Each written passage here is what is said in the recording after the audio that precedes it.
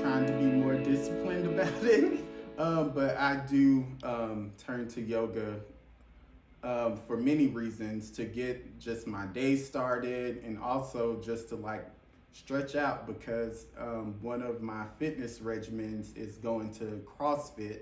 And so when you are lifting weights and slinging kettlebells and on the rower, your muscles kind of take a beat. And so it's just good just to have that moment of calm and just stretch all of those things that are tight back out.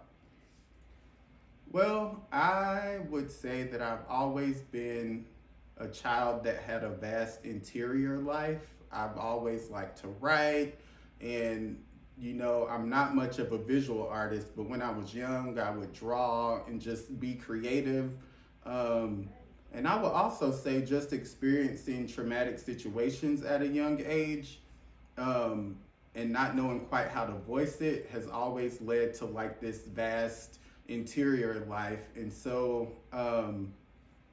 yeah, mentors would introduce things. And I mean, I pray. And so I feel like that's contemplative. And yeah, so my mentors introduced me to meditation and just mindfulness and, taking the time when things get hard or frustrating to just take a moment and breathe and center yourself. And so I would say that that's kind of where this contemplative part of me began to take shape. Sure. So this is weird, and I don't know. I would love to like talk to someone who's practitioners of the various meditation traditions, but I like sitting to music because I have this playlist that I sometimes play alongside yoga videos. And just a lot of it is like Alice Coltrane, who we know was like big into like meditation, and I think she started in ashram, right? Mm-hmm. And so people like her and her husband, John Coltrane, because it's just something about their music and other people from that time period in terms of jazz that kind of always puts me in that spiritual, calm, grounded space. And so sometimes I do it silently. Sometimes I select a track that I'm feeling called to on any particular day. And so I have like this ever growing playlist of songs by India Ari, and other folks who are more contemporary that just help me to just calm down and just focus on my breathing. And so it depends on what kind of day I'm having and what I need in any particular moment, whether it's with music or silent.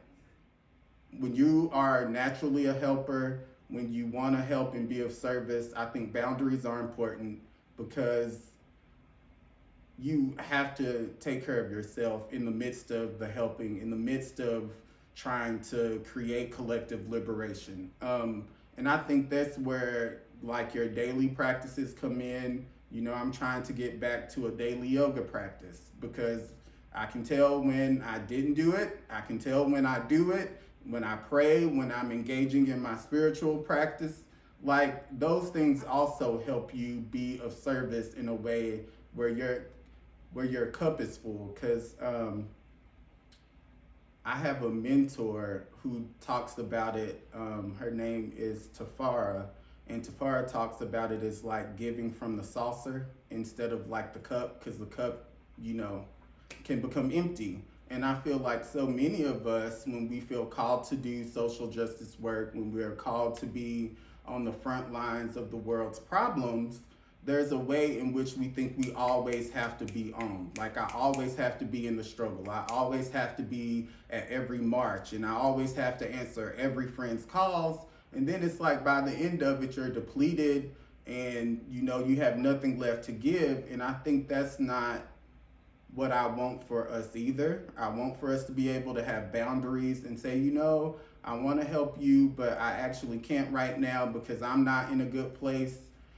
But I think our daily practices, spiritual practices, whatever that may be, is helpful in keeping us our containers clear so that we can be our best selves and actually give, but not deplete ourselves in the process. And again, it's also those practices, because even when I look back to some of the difficult moments in childhood, I would always shut my door and sing and cry to gospel music. Like, there were these gospel CDs that were always around, and I would turn to those. And so, again, I didn't know that they were practices then that let me release and replenish, but that's what I was doing. And so, I also think, again, going back to that inner knowing, or the spirit speaking and listening, like, I didn't know that that's what I was doing. And still to this day, like, during lockdown, when I was in my tiny 1-bedroom apartment, I would water my plants and dance and sing to music. And so what I was doing then is still very much a part of my life now. And those are things that allowed, like, I would ugly cry while watering my plants and dancing to music. And that's very much what I did as a child. And so again, it's the multiple bricks that make the foundation. My family, my friends, my, you know, confidants and mentors and teachers, but also in that mix are those practices, you know. And I think so many people don't pay attention enough to what actually brings them joy. Yeah. Because we're so caught up in the hustle and bustle, and we're taught to pull yourself up by your bootstraps, and grind culture now. Oh, I have to grind to get what my little piece of this. So much so that we can't even say that these are the things that bring me joy, and that these are things that I can turn to. And so, you know, I was just recently having a conversation yesterday or the day before with a friend who was like, you know, I think I'm depressed. And, you know, I was like, well, what brings you joy? Like, I know that this person going to see art makes him very happy, right? But I think we're not taught to focus on those things. And if we focused on those things, those are the very practices and rituals that we can lean on to ride the wave of whatever difficult moment. And so, yeah, I think that we need to just pay more attention to the things that make us truly come alive. And for me, I can tell you that's music, that's singing, that's my plants, you know, that's being in community with people and having rich, generative conversations. That just gets me all excited. And those are things that we can turn to, those very things that we often take for granted. You know, in addition to spiritual practices, you know, going to church, praying, you know, meditation, whatever those things may be for people. And so, yeah, I just think we've made it to be something. And I think what we're also battling against is like self-care culture. Yeah. And like, I need this particular thing in order to care for myself, Yeah. or I need to go do this particular Right. thing. And oftentimes that's being dictated outside of us, because capitalism. Right. And I just think there are things that we naturally gravitate toward that could be added to that foundation. And that are ours. You know, that are ours to have. Mm-hmm. And instead of, it's like, well, it's not for me to have because I need it to be a spa experience. Yep. Instead of just understanding that being alive and soaking up the sun, or Mm-hmm. and that's probably got a lot to do with advertising. Of course, you know, let's not talk about the irony that we're sitting in a business.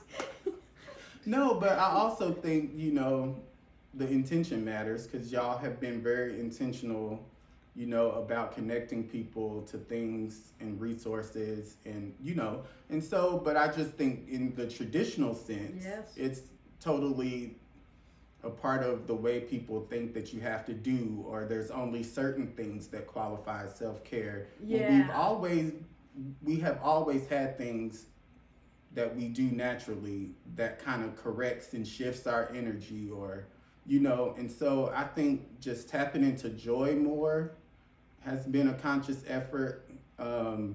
Friends that make me laugh, because I work from home, so I oftentimes kind of feel like I'm in a little cocoon. Yeah. And yeah, and those things are always already around us.